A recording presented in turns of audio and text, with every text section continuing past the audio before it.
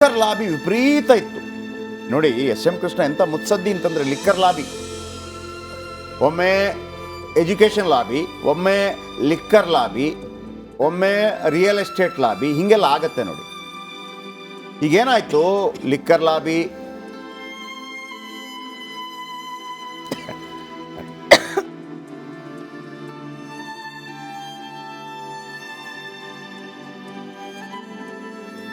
ಆ ಲಿಕ್ಕರ್ ಲಾಬಿಯನ್ನು ಮಟ್ಟ ಹಾಕೋದಕ್ಕೆ ಸೆಕೆಂಡ್ಸ್ ಅಂತೇಳಿ ಒಂದು ಮಾಡ್ತಾರೆ, ಪಾನೀಯ ನಿಗಮ ಅಂತೇಳಿ ಒಂದು ಮಾಡ್ತಾರೆ. ಲಿಕ್ಕರ್ ಲಾಬಿಗೆ ಎಂಥ ಕಡಿವಾಣ ಹಾಕ್ತಾರೆ ಅಂತಂದ್ರೆ ಅಂದರೆ ತಲೆಬಾಗಲಿಲ್ಲ ಅವರು ಅಂತ. ಲಿಕ್ಕರ್ ಲಾಬಿಗೆ ತಲೆಬಾಗಿದ್ದಿದ್ರೆ ಅವ್ರದ್ದು ಕೆಲಸ ಮಾಡ್ಕೊಂಡು ಏನಾದರೂ ಮಾಡ್ಬೋದಾಗಿತ್ತು. ಬಟ್ ಹಂಗೆ ಮಾಡಲಿಲ್ಲ ಎಸ್ ಎಂ ಕೃಷ್ಣ ಯಾವತ್ತೂ ಕೂಡ. ಅವರು ಆಮೇಲೆ ಎಸ್ ಎಂ ಕೃಷ್ಣ ಮತ್ತು ಅನಂತಕುಮಾರ್ ಜೋಡಿ ಕೂಡ ಭಾಳ ಅದ್ಭುತವಾದಂಥ ಜೋಡಿ ಅದು ನೋಡಿ. ಒಂದು ಸಣ್ಣ ರಹಸ್ಯ ಹೇಳ್ತೇನೆ, ಬೇಕಿದ್ರೆ ಕೇಳಿಸ್ಕೊಳ್ಳಿ. ಅನಂತಕುಮಾರ್ ಅವರನ್ನು ಸೋಲಿಸಬೇಕು ಅಂತೇಳಿ ಒಂದು ಎಲೆಕ್ಷನ್ ಆಗತ್ತೆ, ಅಂದರೆ ಬೆಂಗಳೂರು ಸೌತ್ ಎಲೆಕ್ಷನ್. ಆಗ ಕೃಷ್ಣ ಬೈರೇಗೌಡರು ಕಾಂಗ್ರೆಸ್ನ ಅಭ್ಯರ್ಥಿ ಆಗಿರ್ತಾರೆ. ಬಹುತೇಕ ಕೃಷ್ಣ ಬೈರೇಗೌಡರು ಗೆಲ್ಲೋದು ಫಿಕ್ಸ್ ಕೂಡ ಆಗಿರುತ್ತೆ. ಆದರೆ ಡೈರೆಕ್ಟ್ಲಿ ಇಂಡೈರೆಕ್ಟ್ಲಿ ಅನಂತಕುಮಾರ್ಗೆ ಸಪೋರ್ಟ್ ಮಾಡ್ತಾರೆ ಎಸ್ ಎಂ ಕೃಷ್ಣ. ನನಗೆ ಗೊತ್ತಿಲ್ಲ ಇದರ ಕಾರಣವೋ ಏನೋ. ಕಾಂಗ್ರೆಸ್ ಬಿಡುವಂಥ ಸಂದರ್ಭದಲ್ಲಿ 2016ರಲ್ಲಿ ಸೋನಿಯಾ ಗಾಂಧಿಯವರು ನೀವು ರಾಜ್ಯಸಭೆಗೆ ರೆಡಿ ಮಾಡ್ಕೊಳ್ಳಿ ಅಂತ ಹೇಳಿದಾಗ ಇದೇ ಕೃಷ್ಣ ಬೈರೇಗೌಡರು ನೇರವಾಗಿ ಹೋಗಿ ರಾಜೀವ್ ಗೌಡ್ರನ್ನ ನಾಮಿನೇಟ್ ಮಾಡಿ ಅಂತ ಹೇಳಿದ್ರು ಅನ್ನೋ ಕಾರಣಕ್ಕಾಗಿ ರಾಜ್ಯಸಭೆ ಅಭ್ಯರ್ಥಿ ರಾಜ್ಯಸಭಾ ಸದಸ್ಯ ಆಗೋದು ಕೈ ತಪ್ಪಿತು, ಅದರಿಂದ ಕೋಪಗೊಂಡ್ರು ಅಂತ ಒಂದು ಮಾತು. ಇನ್ನೊಂದು ಬೇರೆ ಬೇರೆ ಕಾಫಿ ಡೇ ವಿಚಾರ ಎಲ್ಲ ಬರುತ್ತೆ, ಅದು ಬೇರೆ ವಿಚಾರ. ಆದರೆ S M Krishna B J ಪಿಗೆ ಬಂದು ಬಿ ಜೆ ಪಿಗೇನು ಭಯಂಕರ ಲಾಭ ಆಯಿತು, ಒಕ್ಕಲಿಗರಿ ಕಡೆ ಬಂದರು ಅಂಥದ್ದೇನಾಗಲಿಲ್ಲ, ಅದು ಬೇರೆ ವಿಚಾರ. ಅದೊಂದು ಗಮನಾರ್ಹ ವಿಚಾರ. ಯಾಕಂದರೆ ಇವರು ಮುಖ್ಯಮಂತ್ರಿ ಆಗಿದ್ದಂಥ ಸಂದರ್ಭದಲ್ಲಿ ಕೇಂದ್ರದಲ್ಲಿ ಅಟಲ್ ಬಿಹಾರಿ ವಾಜಪೇಯಿ ಪ್ರಧಾನಮಂತ್ರಿ ಆಗಿದ್ದರು. ಆಗ ನೋಡಿ, ಒಂದು ಕಡೆ ಎಸ್ ಎಂ ಕೃಷ್ಣ, ಮತ್ತೊಂದು ಕಡೆ ಅನಂತಕುಮಾರ್, ಇಬ್ಬರು ಯಾವ ಥರ ರಾಜ್ಯದ ಉನ್ನತಿಗಾಗಿ ಶ್ರಮಿಸಿದ್ದರು ಅಂತಂದರೆ ನಿಜವಾಗ್ಲೂ ಪಕ್ಷ ಭೇದ ಮರೆತು ಆ ಇಬ್ಬರು ನಾಯಕರು ಕೂಡ ರಾಜ್ಯದ ಉನ್ನತಿಗಾಗಿ ಅಪಾರ ಶ್ರಮವನ್ನು ಹಾಕಿದ್ದಾರೆ. ಅನಂತಕುಮಾರ್ ಒಮ್ಮೆ ಮುಖ್ಯಮಂತ್ರಿ ಆಗಬೇಕಾಗಿತ್ತು ನಿಜವಾಗಲೂ. ಎಸ್ ಎಂ ಕೃಷ್ಣ ನಂತರದ ಓರ್ವ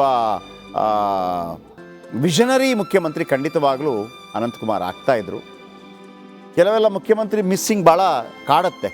ಒಂದು ಅನಂತಕುಮಾರ್, ಇನ್ನೊಂದು ಮಲ್ಲಿಕಾರ್ಜುನ್ ಖರ್ಗೆ. ಅಂದರೆ ಭಾಳ ಅದ್ಭುತ ಆಡಳಿತಗಾರರು ಇವರೆಲ್ಲ. ನೀವು ಪಕ್ಷ ಮತ್ತೊಂದು ಮಗದೊಂದು ಯಾರಿಗೋ ಲಾಭದಲ್ಲಿ ಸಿಕ್ತು, ಮತ್ತೊಂದು ಸಿಕ್ತು, ಅದು ವಿಚಾರ ಬೇರೆ.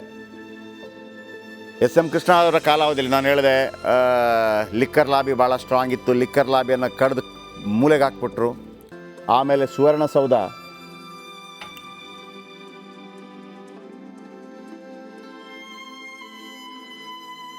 ಆಮೇಲೆ ವಿಕಾಸಸೌಧ ಇದೆಯಲ್ಲ, ವಿಕಾಸಸೌಧ, ನೀವು ವಿಕಾಸಸೌಧ ಒಳಗೆ ಹೋದಾಗ ನೀವು ಗಮನಿಸ್ಬೋದು, ಅಲ್ಲಿ ಒಂದು ಅದ್ಭುತವಾದಂಥ ಒಂದು ಆರ್ಟನ್ನು ಬರೆಯಲಾಗಿದೆ ವೀಕ್ಷಕರೇ. ಆರ್ಟ್ ಅಂದರೆ ಅದನ್ನು ಮೆಟಲಿಂದ ಮಾಡಿದ್ದಾರೆ. ಮೆಟಲಿಂದ ನಾನು ಸಾಧ್ಯವಾದರೆ ಇವತ್ತು ತರಿಸ್ತೀನಿ ಅದನ್ನು. ಅದರಲ್ಲಿ ಮುಂದಿನ ಕರ್ನಾಟಕ ಹೇಗಿರುತ್ತೆ, ಮುಂದಿನ ಭಾರತ ಹೇಗಿರುತ್ತೆ, ಮುಂದಿನ ವಿಶ್ವ ಹೇಗಿರುತ್ತೆ ಅನ್ನುವಂಥ ಒಂದು ಕಲ್ಪನೆ ಇದೆ. ಅಂದರೆ ವಿಕಾಸಸೌಧದ ಎಂಟ್ರಿಯಲ್ಲಿ ಇನ್ನೂ ಮೆಟ್ರೋ ಬಂದಿರಲಿಲ್ಲ, ಮೆಟ್ರೋದ ಚಿತ್ರ ಇದೆ ಅದರಲ್ಲಿ. ಆಮೇಲೆ ನಭಕ್ಕೆ ಹಾರುವಂಥ ಉಪಗ್ರಹಗಳ ಚಿತ್ರಗಳು, ಒಂದು ಕಲ್ಪನೆ, ಒಂದು ಪರಿಕಲ್ಪನೆ ಎಸ್ ಎಂ ಕೃಷ್ಣ ಅವರಿಂದ ಮಾತ್ರ ಸಾಧ್ಯ. ಬಹುಶಃ ನಾನಿವತ್ತು ನಮ್ಮ ಪೊಲಿಟಿಕಲ್ ರಿಪೋರ್ಟರ್ಗಳು ಇಲ್ಲಿದ್ದರೆ ಎಲ್ಲ ಬೆಳಗಾವಿಯಲ್ಲಿದ್ದಾರೆ. ಈಗ ನನಗೆ ಆಶ್ಚರ್ಯ ಆಗುತ್ತೆ, ಒಬ್ಬ ದೂರದರ್ಶಿತ್ವ ಇರುವಂಥ ನಾಯಕರು ಹೇಗಿರಬೇಕು ಅನ್ನೋದು. ಅಂದರೆ 20 ವರ್ಷಗಳ, ಅಂದರೆ ನಮ್ಮ ಮೆಟ್ರೋ ಬಂದಿದ್ಯಾವಾಗ ಮೊನ್ನೆ ಆ ವಿಕಾಸಸೌಧ ಆಗಿ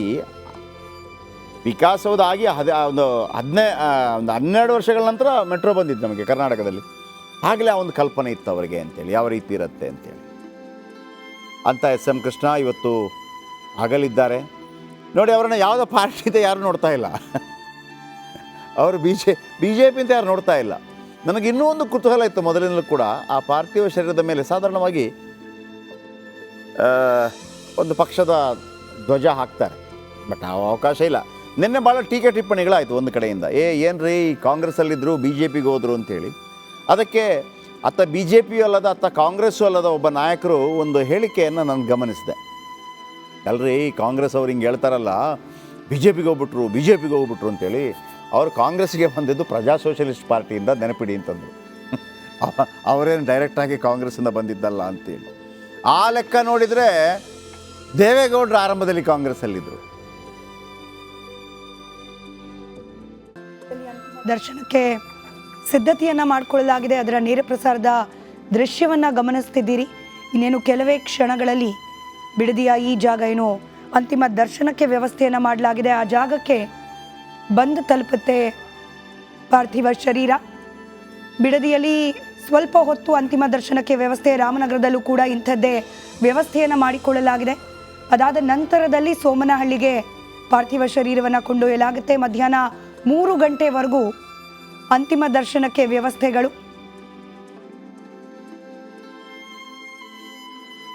3 ಗಂಟೆ ನಂತರದಲ್ಲಿ ಒಕ್ಕಲಿಗ ಸಂಪ್ರದಾಯದಂತೆ ವಿಧಿವಿಧಾನಗಳನ್ನು ನೆರವೇರಿಸಲಾಗುತ್ತೆ. ಭಾನುಪ್ರಕಾಶ್ ಶರ್ಮಾ ಅವರ ನೇತೃತ್ವದಲ್ಲಿ ಅಂತಿಮ ಕ್ರಿಯಾ ವಿಧಾನಗಳನ್ನು ನೆರವೇರಿಸಲಾಗುತ್ತೆ. ಶ್ರೀಗಂಧದ ವ್ಯವಸ್ಥೆಯನ್ನು ಮಾಡಲಾಗಿದೆ. ಸಾಮಾನ್ಯವಾಗಿ ಒಕ್ಕಲಿಗ ಸಂಪ್ರದಾಯದಲ್ಲಿ ಹೂಳುವ ಪದ್ಧತಿ ಇಲ್ಲ, ಅಗ್ನಿಸ್ಪರ್ಶ. ಓಕೆ, ಲಿಂಗಾಯತರಲ್ಲಿ ಹೂಳುವ ಪದ್ಧತಿ. ಶ್ರೀಪಾದ್ ಪಾಟೀಲ್ ನೇರ ಸಂಪರ್ಕದಲ್ಲಿದ್ದಾರೆ ಮತ್ತಷ್ಟು ಮಾಹಿತಿಯೊಂದಿಗೆ. ಶ್ರೀಪಾದ್, ಎಲ್ಲಿವರೆಗೂ ತಲುಪಿದೆ? ಬಿಡದಿಯಲ್ಲಿ ಅಂತಿಮ ದರ್ಶನಕ್ಕೆ ವ್ಯವಸ್ಥೆ ಕೂಡ ಇದೆ. ಸೊ ಆ ಸಿದ್ಧತೆಗಳು ಹೇಗಿದೆ?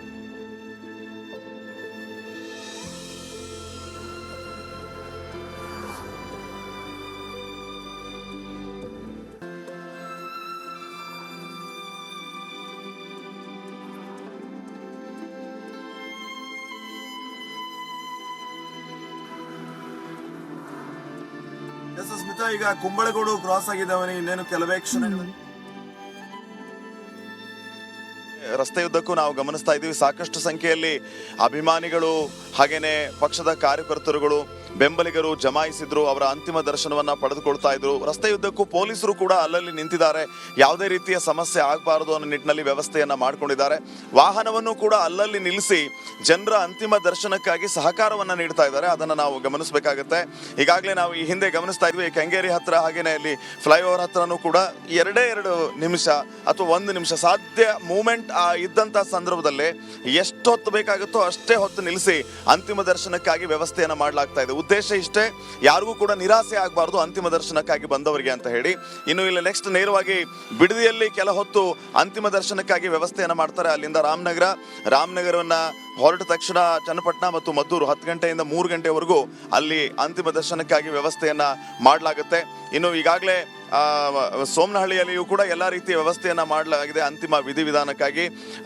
ಭಾನುಪ್ರಕಾಶ್ ಶರ್ಮಾ ಅವರ ನೇತೃತ್ವದಲ್ಲಿ 15ಕ್ಕೂ ಹೆಚ್ಚು ಋತ್ವಿಜ